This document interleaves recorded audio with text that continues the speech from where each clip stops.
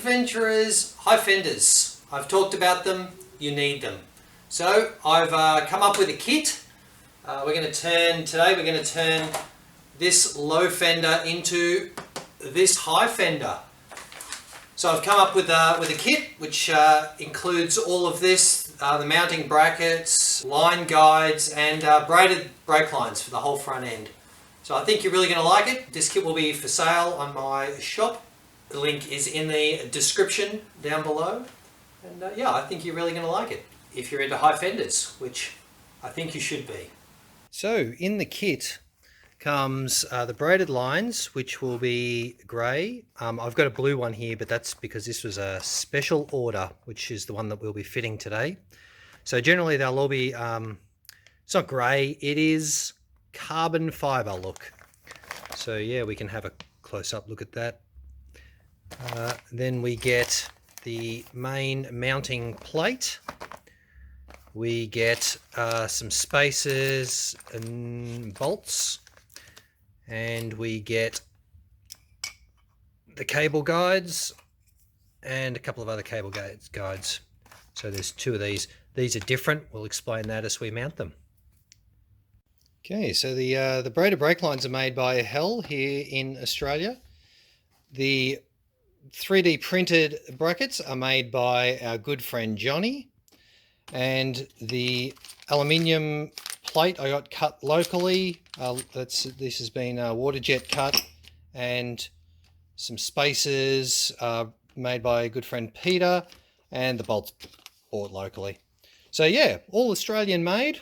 You're supporting your fellow Aussie riders. What tools you'll need?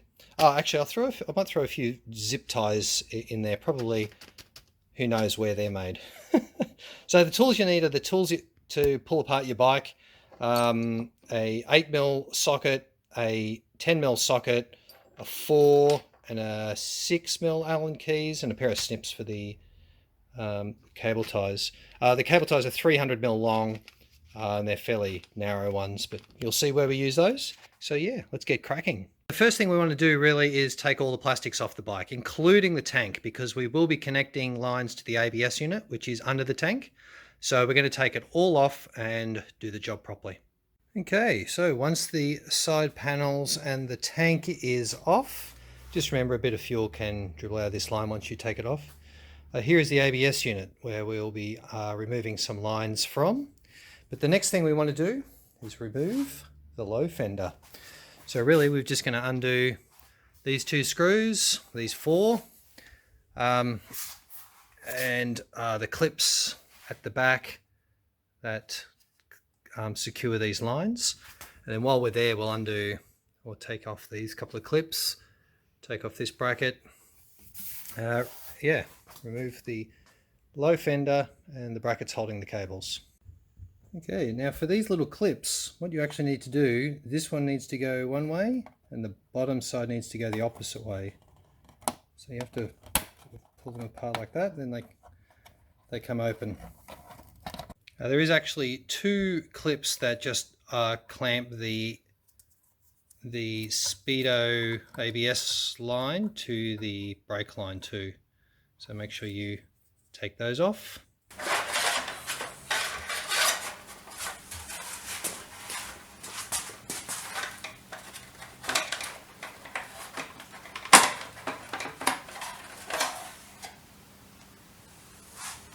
And under the nose here, get your 4mm Allen key and undo this one, and an 8mm socket, 2 of these, and this plug bracket will come out. So this bracket comes out with this plug, but what you want to do, take the bracket off and put the plug back in. It can stay and stop dust and crap getting up there. Okay, so just make sure brake line and the ABS electrical line are completely separated. This is the crossover line, and yeah, the ABS line, the brake line runs up here. It's a hard line through here to to the ABS unit. Now, next thing I want to do is clean this off. Make sure there's no dirt or dust or anything around here, because we need to undo these lines and we don't want any dirt going into the ABS unit. As far as playing with the brake lines, I really recommend you just take this to a brake specialist. They can clean it properly. They can undo and plug in your new lines and bleed them properly, and then you'll have nothing to worry about. So yeah, I'm just going to clean this, make it spotless. Okay, once that's pretty clean, next thing I want to do is just set up some rags around our brake reservoir and master cylinder, and a few rags on the ground, because we're going to drain the fluid out. Now I'm going to use a vacuum bleeder, so that makes the job a little bit easier. What I will actually do is suck the fluid out of the reservoir so that this is empty, and then I'm going to come over to this far side, take off the cap and pull all the fluid out through here. That should get most of the system pretty empty.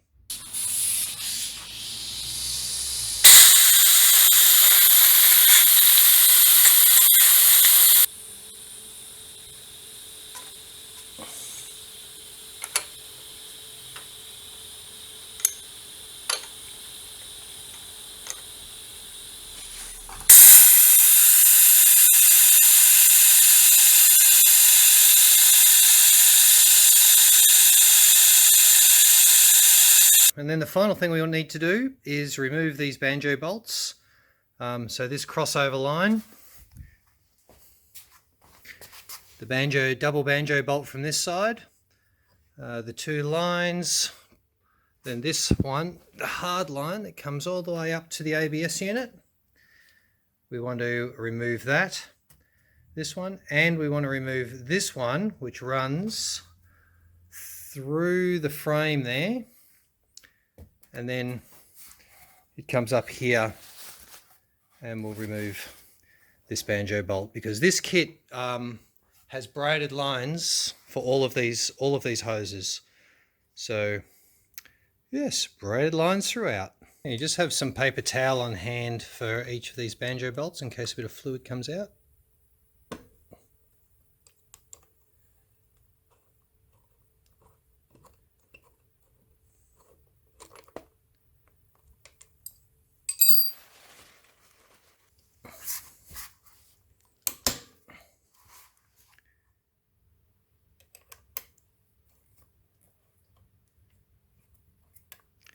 Now keep these banjo bolts just as spares. The kit does come with brand new ones, new banjos and new washers, but yeah, don't throw these out just in case.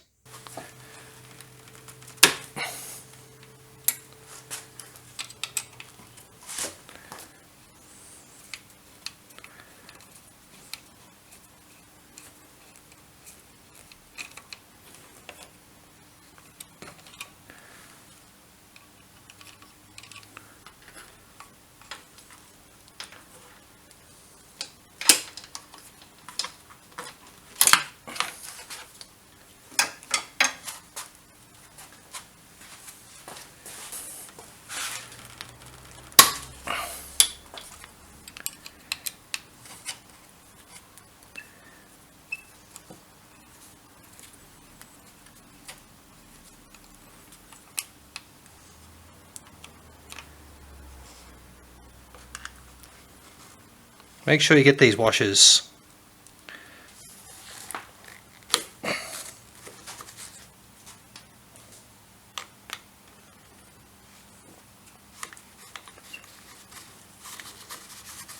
So just take note of where this line runs. Goes through a clip here, and then under here it runs down and through another clip here. Now just take notice where this one is, because we're going to put that grommet back into that same clip, and then we've got to pull this back out through here.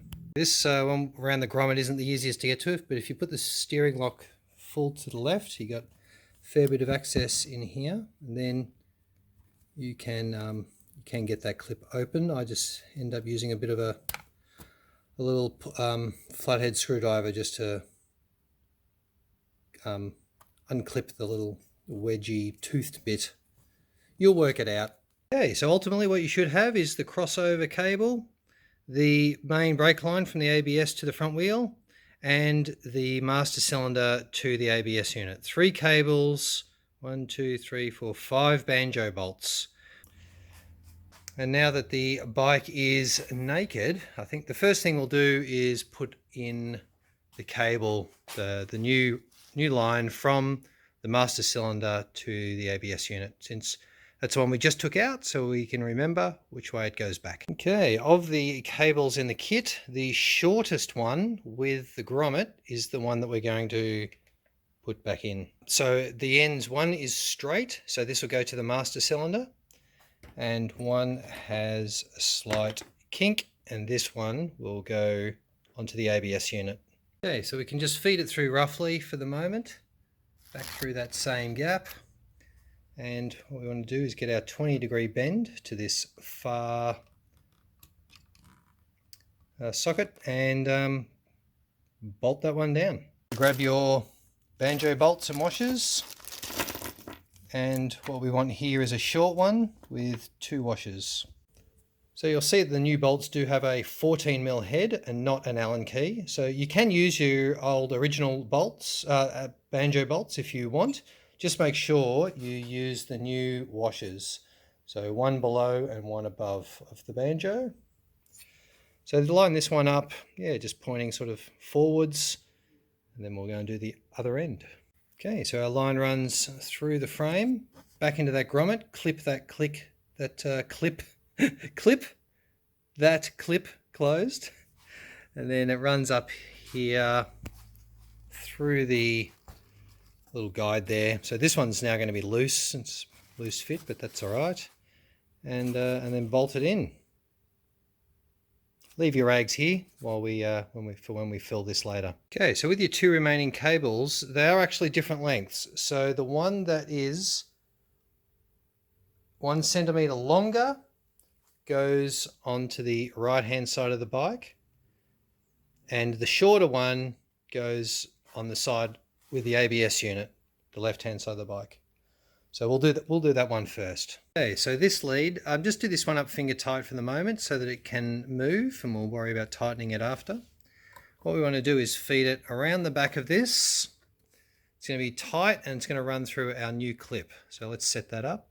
Okay, so on this bike, on this side of the bike, we're going to have one of these clips with a little clip, which is obviously going to support the ABS electrical line. Let's get this braided line up here.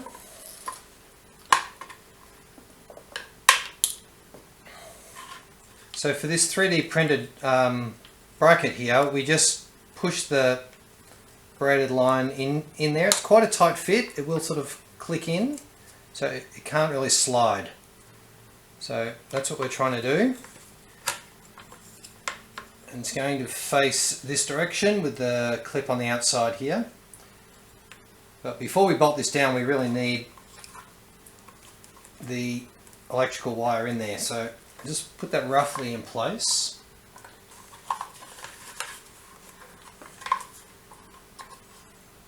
So clip this one into there. Just be careful with this. This is the sort of thinnest part of this bracket, so don't snap that off. If you do snap it off, well, then you'll be zip tying the cable to the brake line here. Just make sure that cable's nice and tight against the fork leg there, fork guard. Then we get the couple of the bolts that used to bolt the old fairing on, and just put them back in.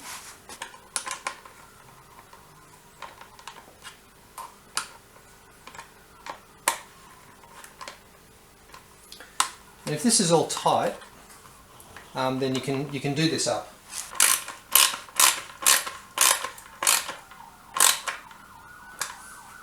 Okay, so where I've routed things, you can see the electrical line runs underneath this clamp, and then just sort of pulls tight up to here so that this rubber grommet reaches. The grommet won't move on the electrical wire, it's bonded.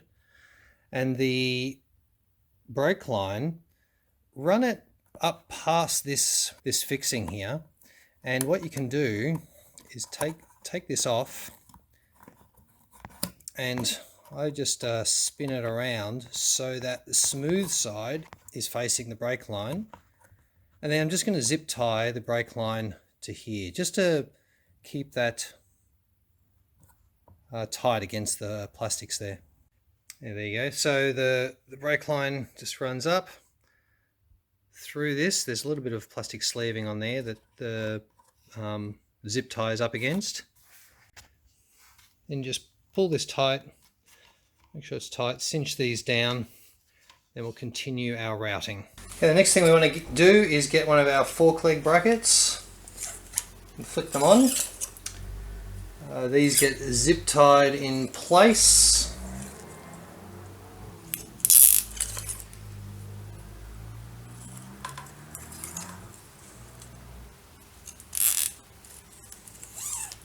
So I found them best just hard up against the bottom triple.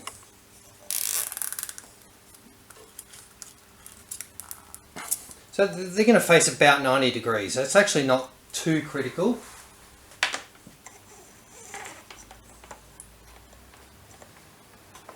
Okay, so what you want to do is route the cable to come up inside the fairing. How do I show this easiest? Loop forwards, running past these two holes here, and then it can just spin around, come back, just run it in between this is the clutch cable and the frame, and then it'll come back and sit about over this hole. Now what we want to do is use the P-clamp to one of those holes there. And so I'll show you how that goes. And so we grab another one of our fairing bolts with the flange there, the 8mm bolts, and the 8mm heads, they're only M6. We put that through this hole here, and then on the inside we put the P-clamp, and then we need one of the nuts out of the kit to put on the inside.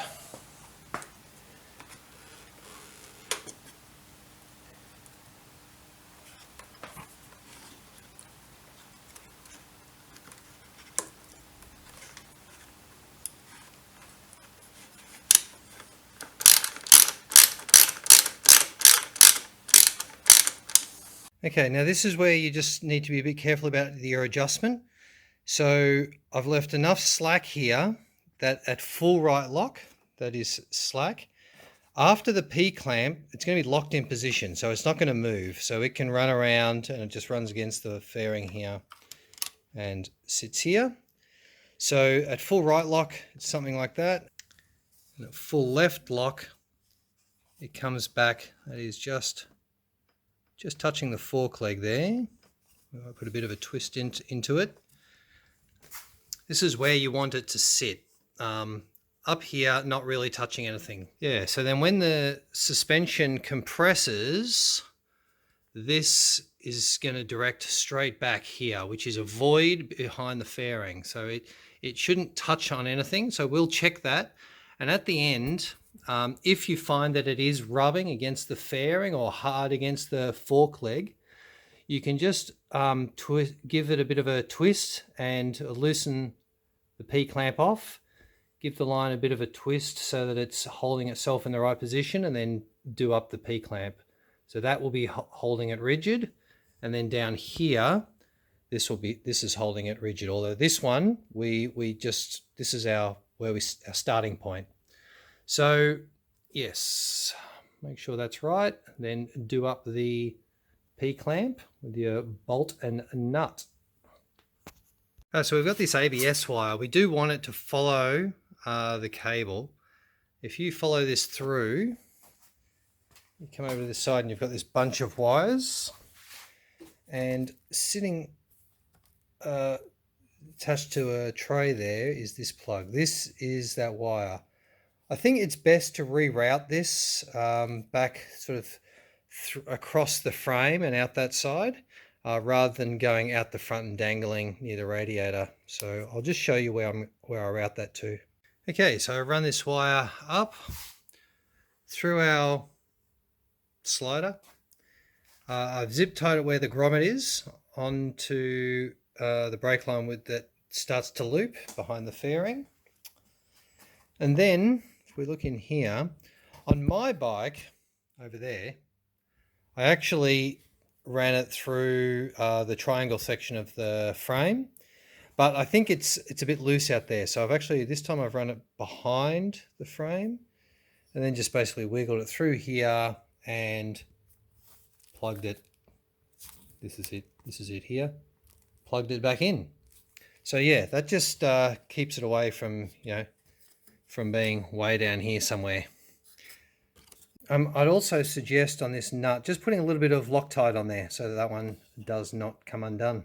So now with our other line, we'll do pretty much exactly the same thing up this one, and we'll just have a look at how we're going to route it up through here. Okay, so we've got exactly the same thing here. Coming up past this, spin the nut around, zip tie, run up through our new clamp. Then we've got a loop in it, and we want to get this P-clamp onto just under here, this hole right here. Now the P-clamp is there, but I forgot to put my fork guard on. That is absolutely fine because you can just put this around, stretch it a bit. A little bit hard with one hand. Come on, go on there. There you go. So it goes on, and then just put this in place and we'll zip tie it in place. Okay, so now that I've got my lines running up there, looping up how I like it, and I can turn the steering wheel and nothing clashes with anything, then I can come back over this side and get my two banjos lined up. So you'll see this one I've got a little bit extra on, so basically I just want to push that back in to just widen the loop that's in here, take up the slack in there. Okay, so one sits there nicely and the other one, it's on the wrong angle. So what you can do is, as long as you hold this tight, you can twist this with your hands and get it lined up.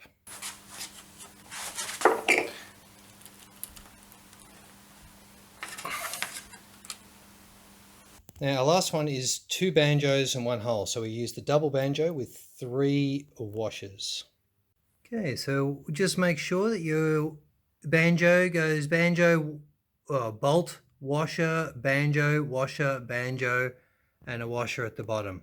3 washers on that one. Just be careful tightening that one. It can get a little bit snagged up if these are not straight. So just keep them straight. Make sure that this will do up all the way finger tight. So this is still just finger tight at the moment. We'll tighten it up in a minute. And then we've got our little crossover of cables. And what we want to do is just turn the steering wheel and make sure everything clears, which it does.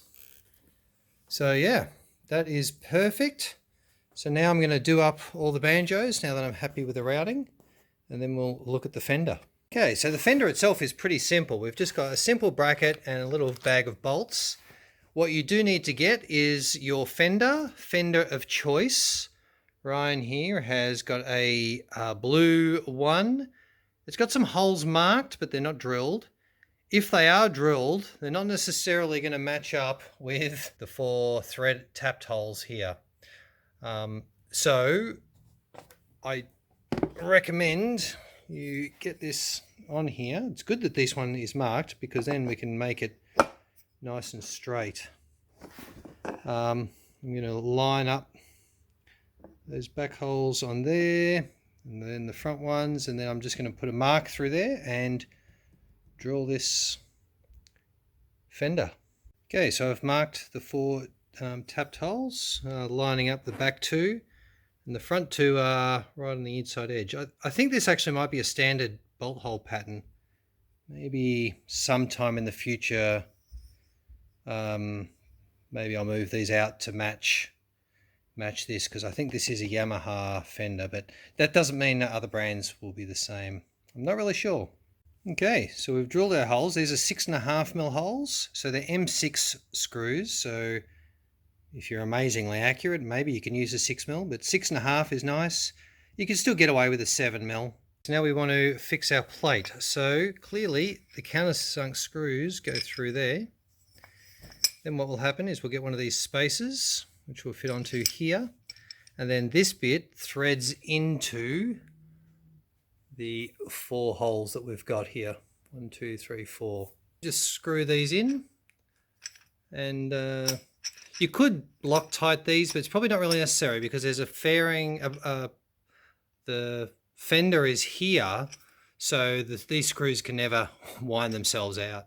Yeah, so now that that's done up, we can put the fender in here and screw that on. Okay, so there is the plate bolted on. You could add some washers under here if there's some extra washers in the kit, maybe put them on these. Yeah, nice and solid. Yeah, so I'll put all the plastics back on, and then we put the fluid back in the lines, and we're good to go. The kit will link one of these fenders that I know works. See, they fit to the back there. Don't clash with anything. But if you get some sort of random fender, or you've got one lying around, just I guess make sure that the bolt the drill holes that you make are in a position that allows the fender not to hit the radiator. And so there she is, back together. Braided lines. Nice. What do you think of the blue? Does it work? And yeah, just really the last thing to do is just doubly make sure that you can turn the bars and bounce the forks and nothing clashes. Last chance to make sure it's all good before you take it on a test ride. So there we go. 2 T7s, 2 high fenders. You can see I've got driving lights, they fit. This one hasn't got driving lights, and you can see the bracket a bit easier. So there you go, adventurers, that's the kit. I hope you like it. Please remember, when bleeding brake lines, that it's done properly. If you're not 100% confident, get an expert to do it. Get your mechanic to do it. Brakes are not something that you want to mess around with. So as a quick overview, it's a high fender kit. It comes with the mounting brackets for pretty much any fender that you supply. Comes with braided lines from the calipers to the reservoir, all the way through the ABS unit. No rubber lines are left with this kit. It comes with Hell branded braided brake lines, some of the best in the country, some of the best in the world, with all the hardware, banjos and washers. The system allows for the braided brake lines to fold back within the fairing, not exposed out to the bush or to sticks and debris. And I trust that it will give you many years of great service with better braking, the advantages of braided lines, and of course the advantages of a high fender, so that you won't be breaking off that low fender in the mud, sticks, logs, etc. So I'm selling the kit. It's on my little web store that the link is in the description below. I'll be selling it for $330 Australian plus postage, which is considerably cheaper than some other options that are on the market, and I think it's a superior system anyway. It's simple, it's neat, it's tidy. So I'm going to be making these kits 10 sets at a time, mainly just because of the outlay. I've got to buy these braided brake lines in advance. So I'll add a note on my website about how many are in stock. As soon as they've sold out, or as soon as there's only one left, I will order another 10, and it's about a week, maybe a week and a half turnaround. So please be patient with me. I'm not a big store, I'm just a me, and hopefully you get to enjoy your high fender kit and support some Australian riders and Australian businesses. So thanks so much for watching. Even if you're not interested in a high Fender kit, hopefully you enjoyed a bit of workshop material. Like and subscribe, and see you on the road.